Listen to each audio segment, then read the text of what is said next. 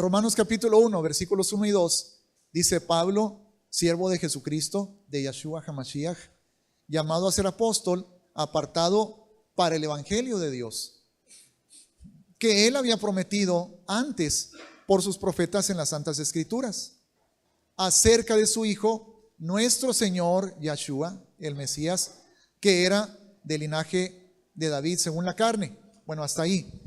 Como Pablo dice que este evangelio, hermanos, fue anunciado en las Santas Escrituras por los profetas, es lo que hemos estado haciendo en las tres partes anteriores. Hemos estado analizando cuáles son esas profecías que anunciaron el evangelio y en qué consiste.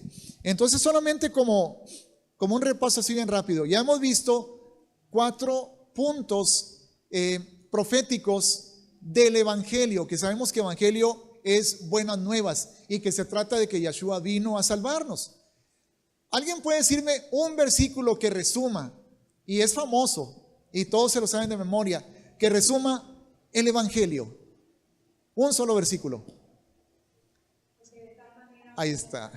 ¿Verdad que sí? Era el que iba a decir Tita, ¿verdad? Ok, ¿cómo es? Juan 3:16. Porque de tal manera amó Dios al mundo, que ha dado a su Hijo unigénito, para que todo aquel que en él cree no se pierda, mas tenga vida eterna, ¿verdad? Y gloria a Dios, porque en juegos de béisbol, de fútbol, en el mundial, en la Copa Mundial, ahí se anuncia Juan 3:16. Qué bendición por ello. Ok, pero hay muchos más aspectos del evangelio y vimos cuáles son los principales, los 4 principales. Número 1, la salvación del pueblo de Israel por medio de Yeshua, el Mesías, ¿verdad? Y luego decimos, bueno, pero dice Juan 3:16 que amó al mundo. Amén, por supuesto. La salvación es para todo el mundo, pero a través de Israel. Recuerden que Yeshua en Juan 4 le dice a la mujer samaritana: la salvación viene de los judíos, pero es para todo el que la acepte. Ok, número 2, que la reunificación de las 2 casas de Efraín y de Judá, o de las 10 tribus y de Judá, ¿verdad? Las 2 tribus del sur. Número 3, antes del juicio, la inclusión de los gentiles. Ok, ahí estamos nosotros, hermanos. Todos los que no nacimos como judíos o israelitas o de cualquier tribu, todos tenemos la puerta abierta para ser aceptados como hijos no naturales, pero por adopción. ¿Ok? Por eso en Romanos capítulo 8 dice que el Padre no nos ha dado un espíritu de esclavitud, sino de adopción, por el cual clamamos ahora nosotros. ¿Cómo clamamos? Abba, Padre, ¿verdad? También en Efesios capítulo 1 está eso, hermanos. Y antes de que se me olvide, porque sí creo que es muy importante, en Efesios capítulo 1 tenemos esa maravillosa revelación. Ok, es un párrafo muy grande, pero Pablo le está dando a los gentiles de Éfeso esta tremenda noticia de cómo fue que llegamos nosotros a ser parte del pueblo de Yahweh. Desde el versículo 3 dice: bendito sea el Dios y Padre de nuestro Señor Jesucristo, que nos bendijo con toda bendición espiritual en los lugares celestiales en Cristo, según nos escogió en Él antes de la fundación del mundo, para que fuésemos hechos santos y sin mancha delante de Él. Que esto es como al pueblo de Israel también lo saca de Egipto, para que fuera un pueblo santo delante de Él, en amor, habiéndonos predestinado a nosotros los gentiles, habiéndonos predestinado para ser adoptados, hijos suyos por medio de Jesucristo, según el puro afecto de su voluntad, para alabanza de la gloria de su gracia, con la cual nos hizo aceptos en el amado. Bien, y ahí sigue diciendo muchas más cosas hermosas, ¿verdad? De gran bendición. Ok, y punto número 4, entonces es salvación de Israel por medio de Yeshua. Número 2, reunificación de las 2 casas. Número 3, inclusión de los gentiles. Y número 4, restauración del reino, cuando Él venga por segunda vez, ¿verdad?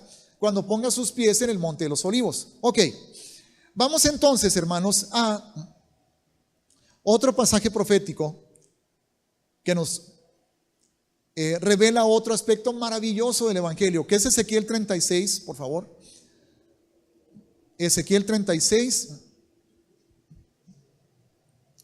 del 23 al 28, por favor.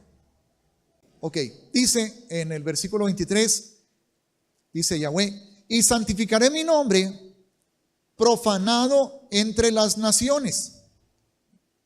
Okay. El cual profanasteis vosotros en medio de ellas, y sabrán las naciones que yo soy Yahweh, dice Yahweh el Señor, cuando sea santificado en vosotros delante de sus ojos. 24.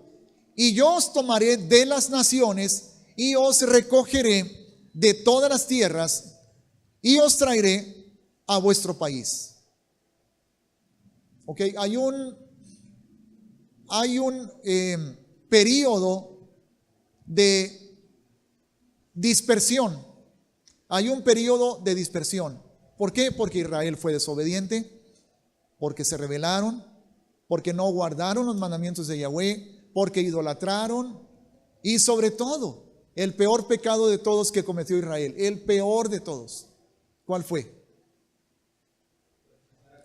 No haber creído en el Mesías, no haber creído en Yahshua. Ya habían sufrido dispersiones anteriores, ¿verdad? Primero cuando Asiria invade el reino del norte, las 10 tribus del norte, y luego cuando Babilonia invade a Judá y a Benjamín en el reino del sur. Pero luego, después de Yahshua, hermanos, después de que Yahshua murió en la cruz y resucitó, eso sucedió en el año 30 de nuestra era, después de Cristo, ¿verdad? Y en el año 70 vino una calamidad sobre la tierra de Israel, particularmente Jerusalén. El templo fue destruido, fueron asesinados 600,000 judíos y fueron esparcidos, hermanos.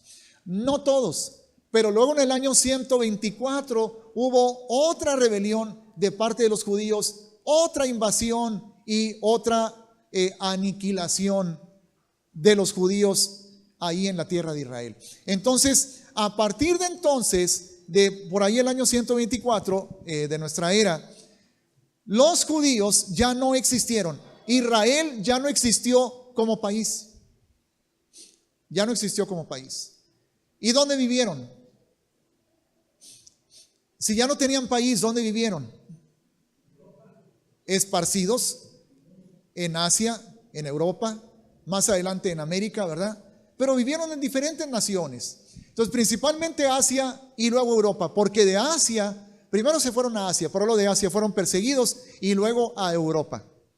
Y luego de Europa también fueron perseguidos en la Segunda Guerra Mundial y muchos vinieron a Estados Unidos y a América Latina, ¿verdad? Ok, dice Yahweh que en todo ese tiempo el nombre de Yahweh, ¿qué le pasó al nombre de Yahweh en todo ese tiempo? En el versículo 23. Y santificaré mi grande nombre, que fue ¿qué? Profanado. Profanado entre las naciones, el cual profanasteis vosotros en medio de ellas. Y sabrán las naciones que yo soy Yahweh, dice Yahweh el Señor, cuando sea santificado en vosotros delante de sus ojos, y os tomaré de las naciones y os recogeré de todas las tierras y os traeré a vuestro país. Entonces, ¿cómo es profanado, hermanos? De acuerdo con estos versículos, el nombre de Yahweh. ¿Cómo es profanado? Porque dice, el cual profanasteis vosotros en medio de ellas. ¿Quiénes son ellas? Las naciones. ¿Cómo profanaron el nombre? ¿Perdón? Bueno, esa definitivamente es la causa principal de todo lo que les pasó, no haber creído en Él. Fue la causa principal, estando fuera de su tierra.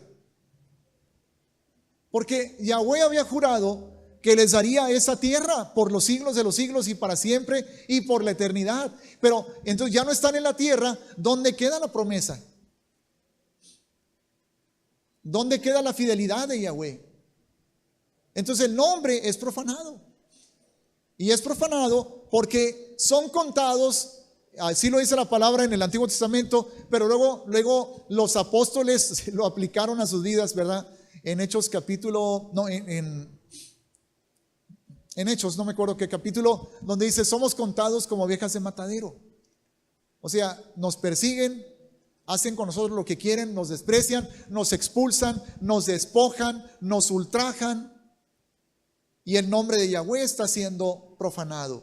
Pero luego dice Yahweh que su nombre será santificado. ¿Verdad que sí? En el versículo 23 al final dice, y sabrán las naciones que yo soy Yahweh, dice Yahweh el Señor, cuando sea santificado en vosotros delante de sus ojos, y yo os tomaré de las naciones y os recogeré de todas las tierras y os traeré a vuestro país. Entonces, ¿cómo es santificado el nombre de Yahweh?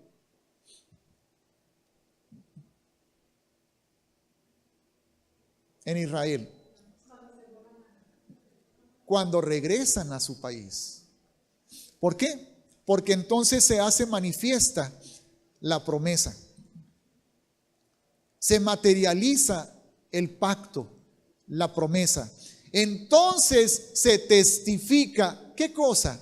Que a pesar de que el mundo y el diablo quisieron por todos los medios destruir y aniquilar al 100%, eliminarlos de la faz de la tierra, al pueblo judío, al pueblo de Israel, y no pudieron, ¿qué significa? Que se está manifestando la fidelidad de Yahweh, que se está manifestando su poder. Que el mundo quiso hacer eso, pero Él no lo permitió. Y Él cumplió su palabra. Amén. Entonces, de alguna forma, cuando nosotros oramos con el Padre nuestro y decimos, Padre nuestro que estás en los cielos, santificado sea tu nombre, ¿qué estamos pidiendo? Estamos pidiendo que Israel regrese a su tierra, ¿verdad? De una manera muy específica. Pero hay algo aquí importante también, hermanos. Muchas de las cosas que nosotros encontramos en el Tanaj o en cualquier parte de la Biblia, pero sobre todo en el Tanaj, que son promesas para Israel, como por ejemplo, tenemos Isaías 54, donde dice, ninguna arma forjada contra ti prosperará, versículo 17. Y tú condenarás toda lengua que contra ti se levante en juicio. Tenemos dos cosas. Una, ¿a quién se lo dijo originalmente? A Israel. Pero la segunda es que dice primero a los Corintios capítulo 1, versículo 10, perdón, segunda a los Corintios capítulo 1, versículos 19 y 20, que todas las promesas de Dios en Yahshua son sí y son amén. Cuando Pablo está escribiendo en primera a los Corintios en segunda a los Corintios capítulo 1, que Pablo escribe, todas las promesas de Dios en Yahshua son sí y son amén. ¿A cuáles promesas se refiere? ¿A cuáles promesas? A todas las promesas del Antiguo Testamento, del Tanaj, ¿verdad? Pero ahora yo como gentil, ¿cómo le hago para poder también apropiarme de esa promesa si no soy judío? Es que estoy en Yahshua. No nací judío, pero ahora estoy en Yahshua. ¿Sí? Y Yahshua, que es judío, pues está en mí. Y fui adoptado. Fui adoptado como pueblo de Él. Por lo tanto, aquellas promesas para Israel ahora también son efectivas en mi vida. ¿Ok? Por eso es que cuando leemos en Deuteronomio 28, si tú escuchas mis preceptos para ponerlos por obra, estas bendiciones te alcanzarán. Pues yo estoy en eso también.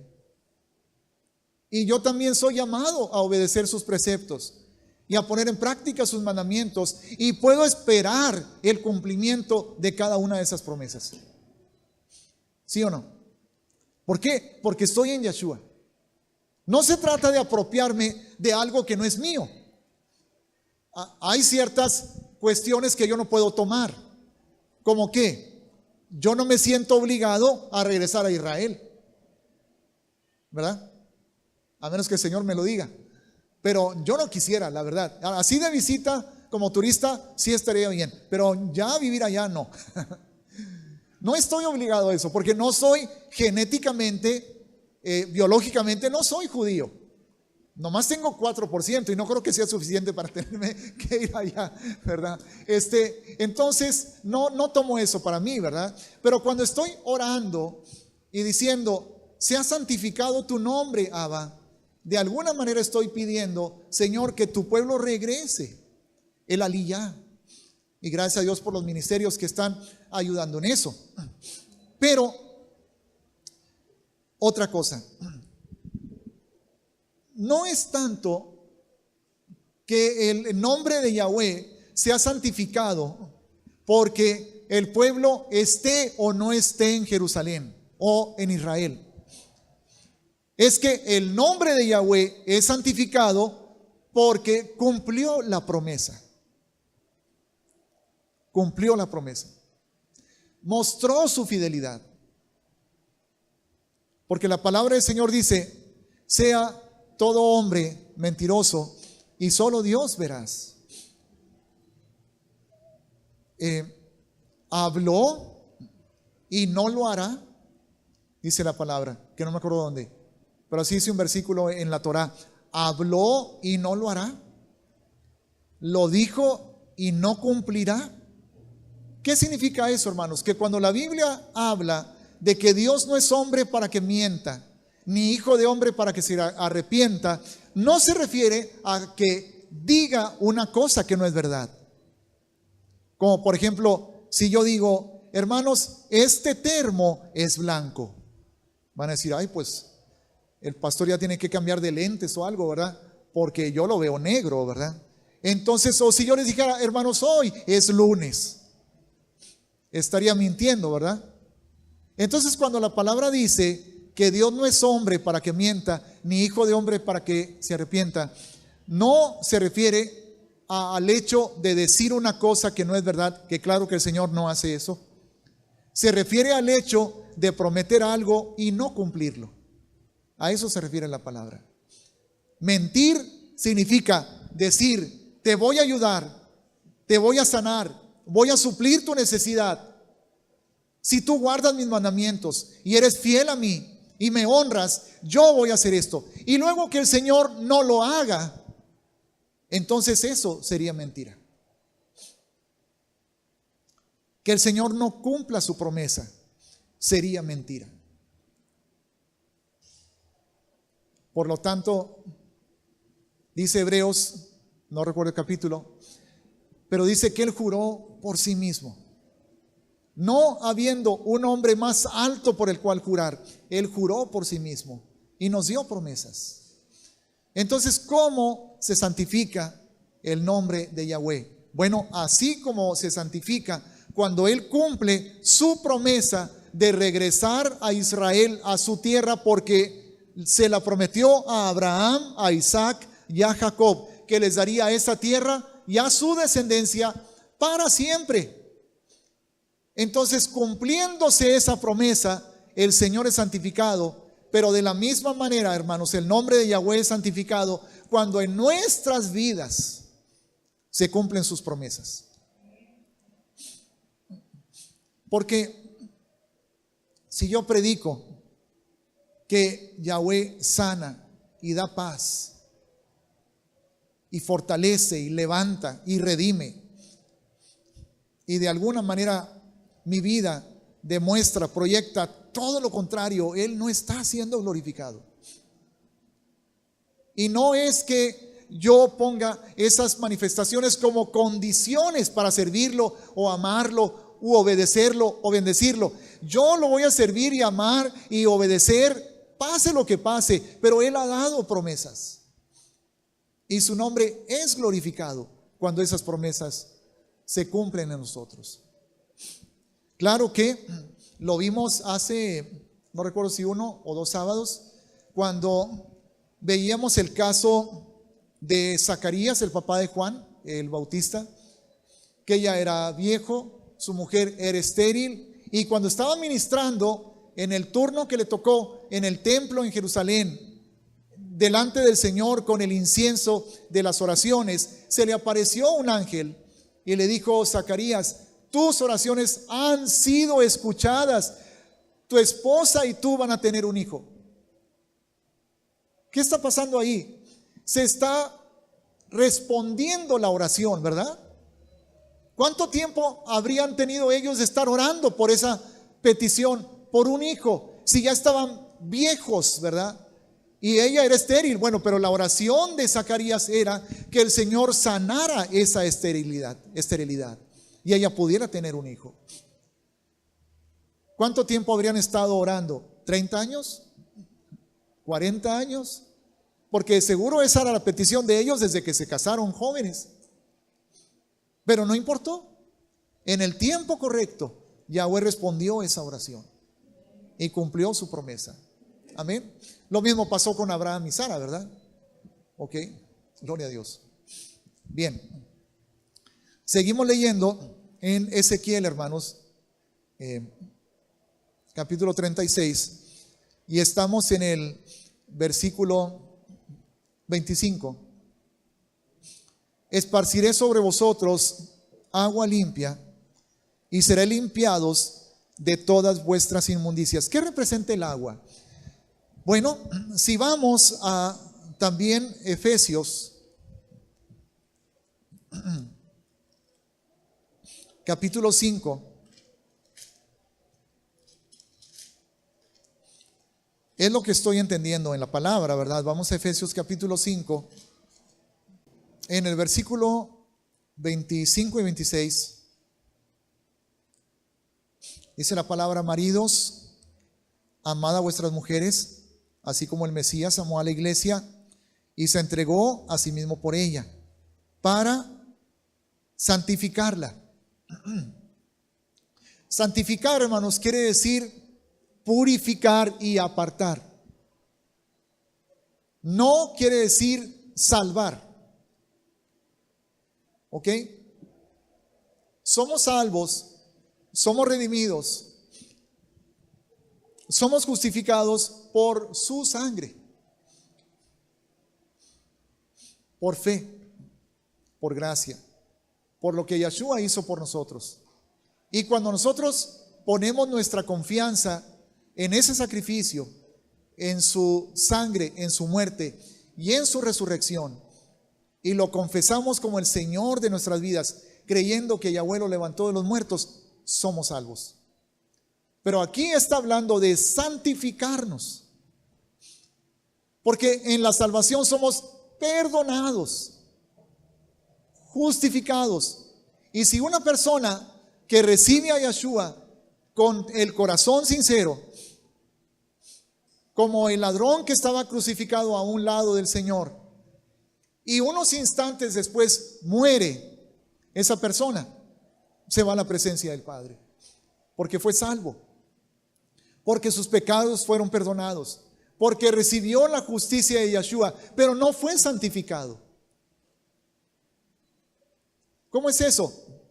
No tuvo el tiempo o la oportunidad de caminar en santidad, de apartarse del mundo. Simplemente fue salvo y murió. La santificación, hermanos, es algo que uno busca. ¿Qué dice Hebreos capítulo 12? Si no me equivoco, el versículo 14. Hermanos, procurad la paz con todos. ¿Y qué más? Y la santidad, sin la cual nadie verá al Señor.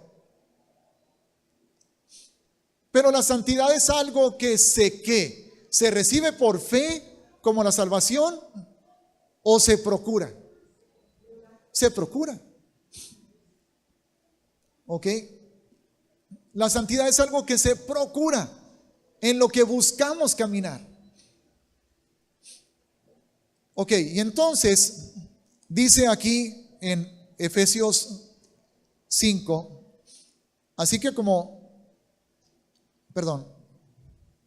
Sí, 5, versículo 25, ¿verdad? En adelante. Maridos, amad a vuestras mujeres, así como Cristo amó a la iglesia y se entregó a sí mismo por ella para santificarla, habiéndola purificado en el lavamiento del agua por la palabra. ¿Ok? Entonces aquí en este versículo, ¿qué representa agua? Palabra. Palabra. Ahora vamos al Evangelio de Juan, algo que puede confirmar esto que estamos analizando en el capítulo 17, Juan 17, 17. Santifícalos, santifícalos. Dice, en tu verdad, y luego dice, tu palabra es verdad. Amén. Gloria al Señor. Ok, por lo tanto, hermanos, regresamos a Ezequiel 36, donde dice, esparciré sobre vosotros agua limpia. El agua, entonces, como lo vimos en Efesios, probablemente está representando aquí la palabra verdadera, el mensaje, la verdad, el evangelio, hermanos. Y seréis limpiados de todas vuestras inmundicias y de todos vuestros ídolos, os limpiaré. Ahora, ya sabemos qué es lo que nos limpia de todo pecado. La sangre, ¿verdad? La sangre de Yeshua HaMashiach. En Juan capítulo 1, versículo 7, si andamos en luz, como Él está en luz, tenemos comunión los unos con los otros, y la sangre de Yeshua, el Mesías, nos limpia de todo pecado. Nos perdona, nos lava. Hermanos, entonces, ¿de qué está hablando el versículo 25 de Ezequiel 36? Donde dice, esparciré sobre vosotros agua limpia y seré limpiados de todas vuestras inmundicias y de todos vuestros ídolos os limpiaré de inmundicias, de pecados, de idolatría. ¿Cómo puede hacerse esto realidad?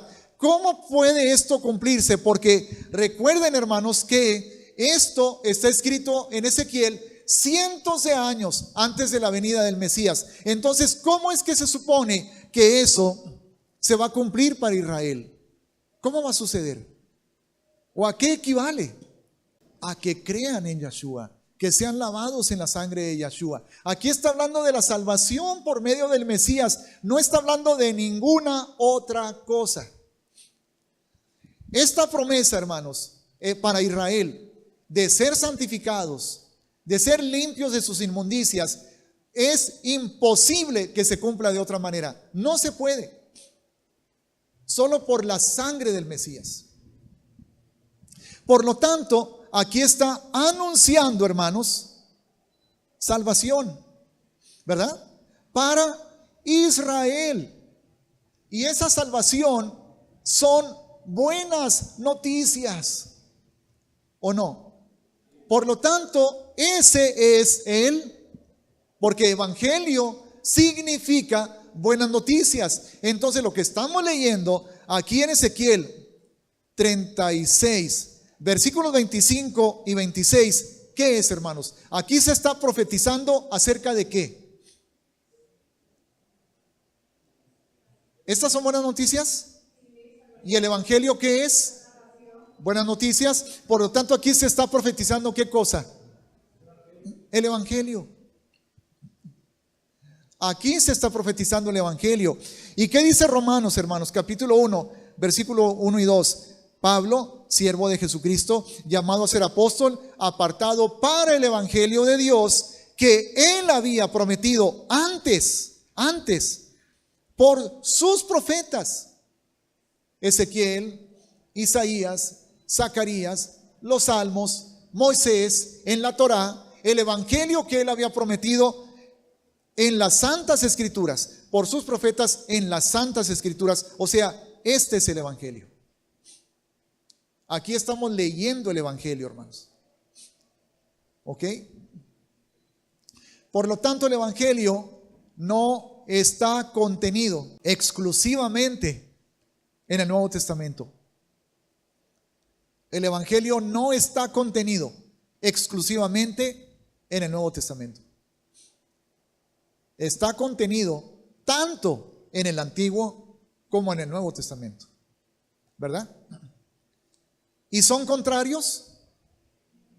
¿Uno contradice al otro? Claro que no, en ninguna manera, jamás. Es el mismo evangelio.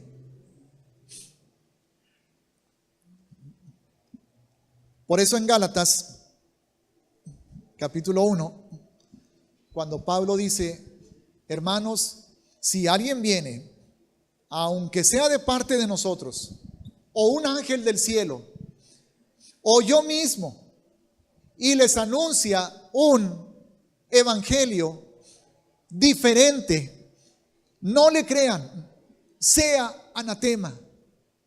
Un evangelio diferente. Entonces, hermanos, las personas que aún no han recibido este entendimiento que nosotros, por la misericordia del Padre, no por mérito propio, hemos podido recibir por su gracia, usan ese pasaje de Gálatas capítulo 1 para argumentar en contra del caminar mesiánico. Porque ellos dicen que el que nosotros digamos que hay que observar el Shabbat, que las fiestas son un mandamiento y que la Torá no ha quedado anulada, ellos dicen: ese es un evangelio diferente. Pero decir eso equivale a poner en contradicción el evangelio revelado en el Antiguo Testamento con el evangelio revelado en el Nuevo Testamento, cuando que no hay contradicción. ¿Por qué? ¿Qué dice el capítulo 37 de Ezequiel? O sea, uno más adelante del que estamos. No, perdón. Más bien Jeremías 31.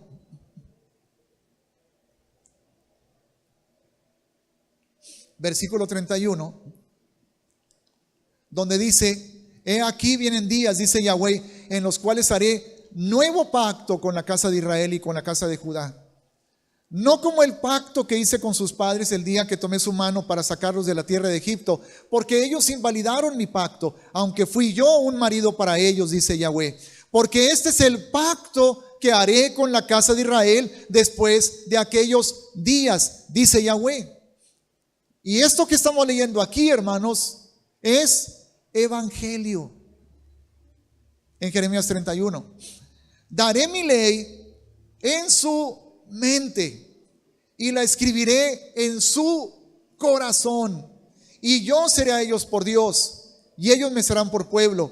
Y no enseñará más ninguno a su prójimo ni ninguno a su hermano, diciendo: conoce a Yahweh, porque todos me conocerán, desde el más pequeño de ellos hasta el más grande, dice Yahweh. Y luego lo que dice aquí, hermanos, que dice: porque perdonaré la maldad de ellos y no me acordaré más de su pecado. Y ya lo respondimos hace rato. ¿Cómo es posible eso, hermanos?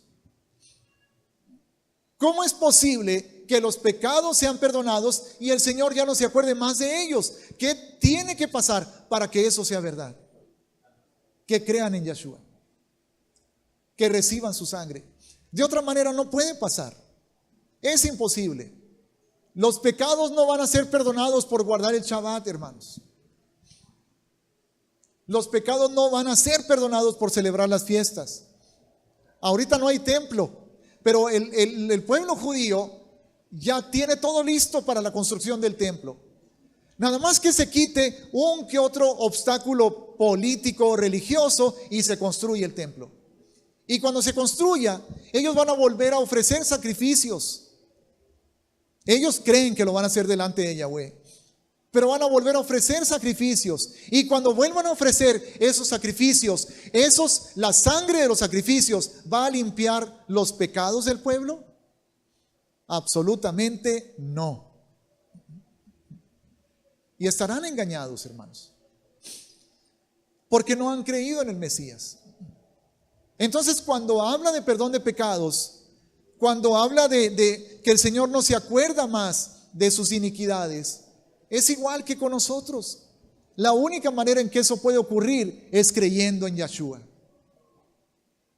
Hechos 2, 38.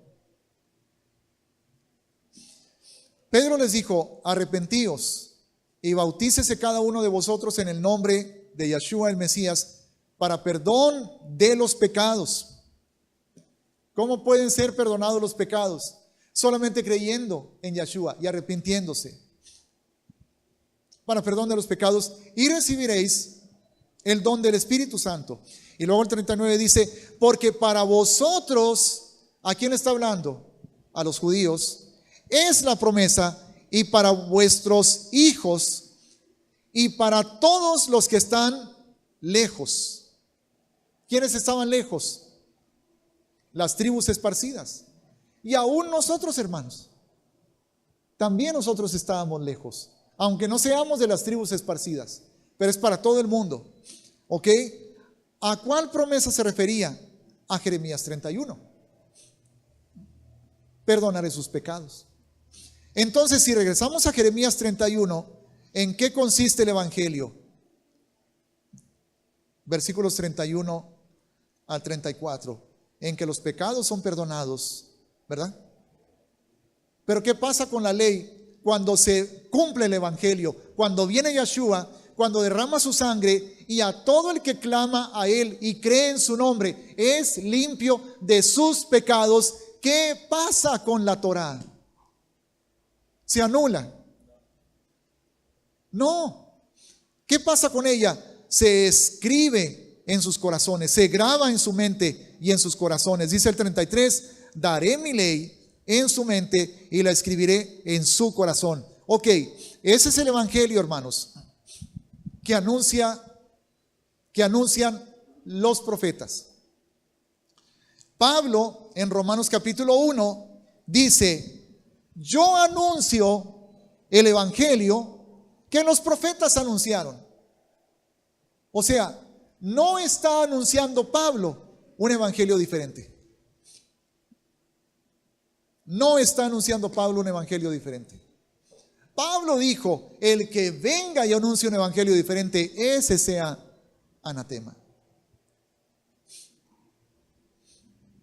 Cuando le habla a los Gálatas y les dice esas palabras, hermanos, básicamente lo que estaba diciéndoles es: el que les enseñe que se necesita algo más que la sangre de Yeshua para ser salvo, ese sea mentiroso y sea maldito y sea un anatema. No está diciendo que ya no hay que obedecer la Torá. Está diciendo que no somos salvos por obedecer la Torá. Eso es lo que está diciendo. Y ahora, en Ezequiel 36, que es el pasaje en el que comenzamos, ¿verdad?, a analizar esto, hay otra parte más del evangelio, algo maravilloso y hermoso. Ezequiel 36. Seguimos leyendo el versículo 26, donde dice: os daré corazón nuevo y pondré espíritu nuevo dentro de vosotros. Ahora, ¿por qué está la palabra ahí espíritu con minúscula? Porque no se refiere al Espíritu de Dios. Se refiere al espíritu de la persona. ¿Qué significa espíritu, hermanos? Otra manera de llamarle al espíritu en la palabra es corazón. Corazón. ¿Ok? Entonces, está diciendo: voy a renovar tu corazón. Bueno, y ahí mismo lo dice: os daré corazón nuevo y pondré espíritu nuevo dentro de vosotros, y quitaré de vuestra carne el corazón de piedra y os daré un corazón de carne. Al decir de carne, no está diciendo carnal, pecaminoso, no, está diciendo sensible. Un corazón sensible, ¿ok? Pero algo todavía más tremendo en el 27: y pondré dentro de vosotros mi espíritu. Mi espíritu. O sea, voy a renovar su espíritu poniendo ahí la sangre de Yeshua, mi palabra, voy a transformarlos, voy a hacerlos criaturas nuevas, pero además voy a poner mi espíritu en ustedes. El espíritu mismo de Yahweh dice, y fíjense hermanos, ¿qué pasa? O más bien la pregunta que quiero hacer antes, ¿cuándo se cumplió eso? ¿Perdón? En Pentecostés. Se cumplió en Pentecostés, hermanos. Primero Yeshua derramó su sangre, limpiando pecados, perdonando, quitando iniquidades, salvando, y luego 50 días después, o 50 y cachito días después, se derramó el Espíritu Santo. Entonces se está cumpliendo ahora esa parte, hermanos, el Espíritu de Yahweh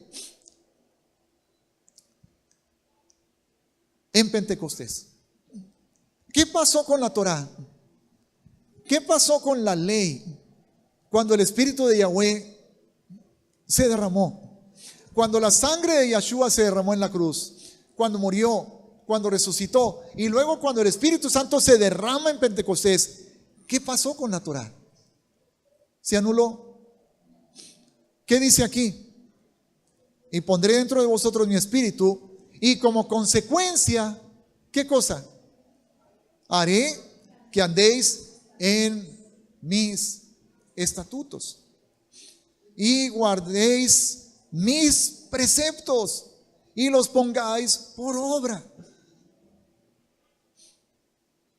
Entonces, ¿de dónde sacamos que la cruz, la sangre, la muerte, la resurrección de Yeshua, hermanos, el derramamiento del Espíritu Santo nos eximen de obedecer la Torá? Lo veo tan claro aquí. Está tan fácil de entender. ¿Cómo podemos interpretarlo de otra manera? Solo que obedecer la Torá no tiene nada que ver con nuestra salvación. Es un fruto de la salvación. Es una consecuencia. Además, es una expresión de gratitud, es una expresión de amor, porque dijo Abba en Éxodo 26, hago misericordia a millares, a los que me aman y guardan mis mandamientos. Y luego Yeshua en Juan 14:15, hermanos, si me amáis, guardad mis mandamientos. Entonces, está muy claro, muy claro. Vamos a ver, tocante a eso que acabamos de leer, que Yeshua dijo, Yahweh dijo, voy a poner en ustedes mi espíritu y haré que andéis en mis estatutos. Ya vemos y ya entendimos que se derramó de una manera poderosa en Pentecostés, pero hay un lugar anterior, hermanos, en el cual vemos que también se cumplió. Y es Juan 20, versículo 22. Si pueden ir ahí, por favor, en sus Biblias. Juan 20, 22. 21, 22.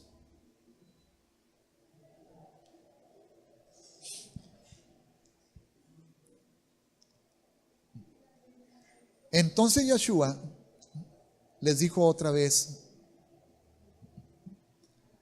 paz a vosotros. ¿Cómo les dijo en hebreo? Shalom Alejem. Paz a vosotros.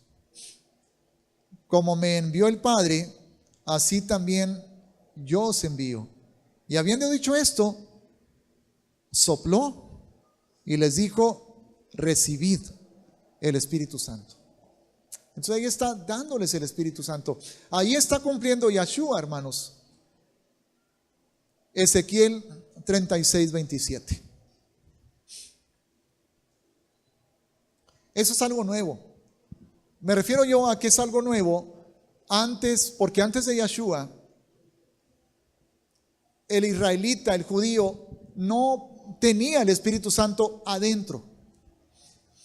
Nadie tenía el Espíritu Santo, hermanos, a excepción de los ungidos, los llamados, los profetas, aquellos a quienes el Señor usaba de una manera especial para guiar al pueblo, como Moisés, para profetizar como Elías, como Isaías o Jeremías, hermanos, para exhortar al pueblo, para darles el mensaje de Dios. Pero era una unción específica para ellos. El Espíritu Santo no vivía en el pueblo, hermanos, de Dios. Esa es una cosa nueva, porque entonces el israelita podía decir: yo escucho a Yahweh, yo amo a Yahweh, yo sé quién es Yahweh, pero Yahweh no vive dentro de mí. Pero lo que está anunciando Ezequiel es: bueno, ahora, dice Yahweh, mi espíritu va a vivir dentro de ustedes. Para ellos ese hubiera sido un concepto imposible de captar, hermanos, imposible de asimilar. ¿Cómo puede vivir Yahweh dentro de mí? El que creó los cielos y la tierra, y aquel a quien los cielos no pueden contener. ¿Cómo puede vivir dentro de mí? Bueno, por medio de su espíritu. Y por eso, hermanos, Pentecostés anunciaba el derramamiento del Espíritu Santo. Y es por eso que se derramó, para llenarnos no solamente con la capacidad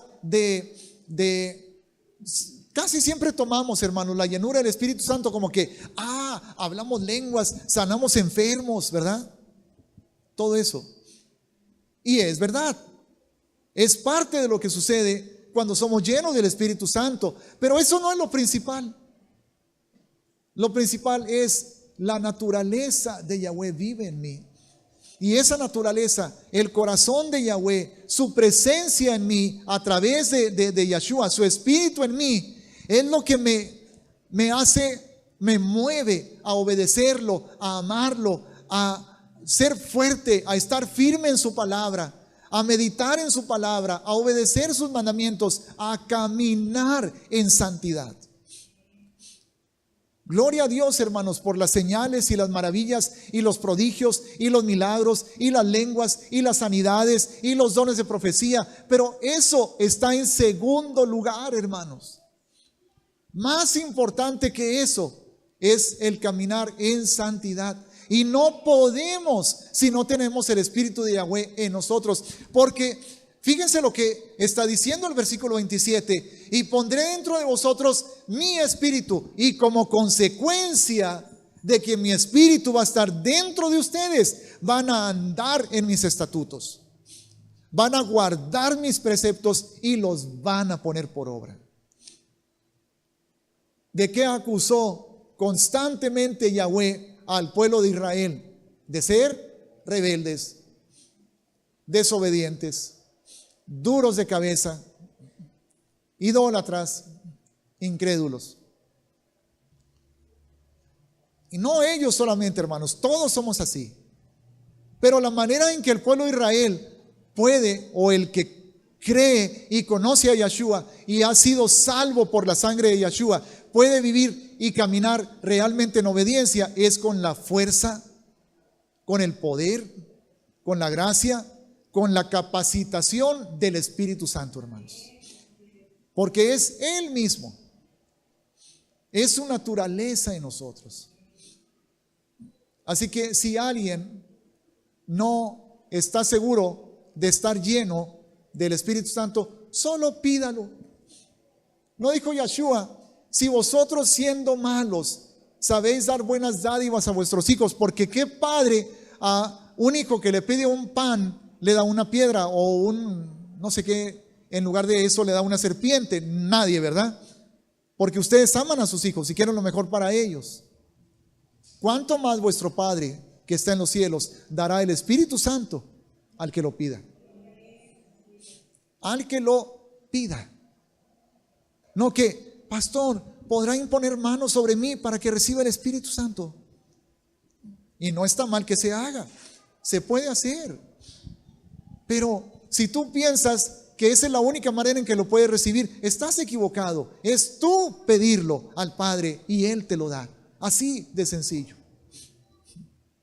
Leemos en el libro de los Hechos que los apóstoles imponían manos y recibían el Espíritu Santo, ¿verdad que sí? Pero también leemos que cuando Pedro estaba en casa de Cornelio, Pedro estaba predicando bien quitado de la pena y él ni en cuenta cuando empezaron todos a hablar en lenguas. Él no hizo un llamamiento, a ver, vengan los que quieran.